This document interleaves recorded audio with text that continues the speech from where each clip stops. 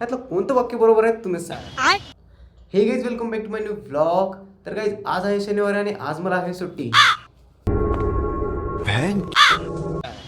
हे काहीतरी चुकीचं वाटतं. अच्छा हे असं म्हणायला पाहिजे होतं. Hey guys welcome back to my new vlog. तर आज आहे रविवार आणि आज मला आहे सुट्टी. क्या बात कर रहे हैं? ह्यातलं कोणतं वाक्य बरोबर आहे तुम्ही सांगा. अच्छा तर त्या अगोदर मीच सांगतो की पहिलं वाक्य बरोबर आहे. मैं क्या करेगा बाबा जान के। अबे साले कशी काय शक्य आहे? हे शक्य असं आहे की मी कंपनीमध्ये कामाला आहे.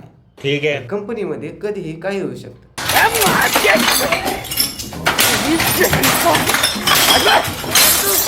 काहीच करू शकणार नाही, कुठं जाऊ शकणार नाही. सगळे मित्र गेलेत कामावरती, मी एकटा रूमवरती आहे.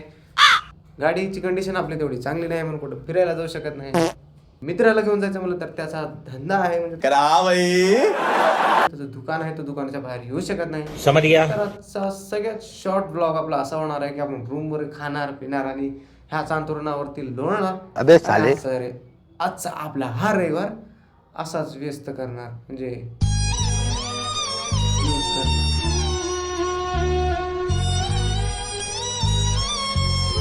या कंपनीला असं काय ठरवतात काय माहिती. म्हणजे शनिवारी सुट्टी द्यायची, रविवारी कामावर बोलायचं, कसला विषय आहे राव हे. भावानो तुम्हाला कसं वाटतं? तुम्ही कंपनीमध्ये काम करत असाल ना, तुम्हाला जर शनिवारी कामावर सुट्टी दिली, रविवारी कामावर बोलत तर कसं वाटलं राव तुम्हाला?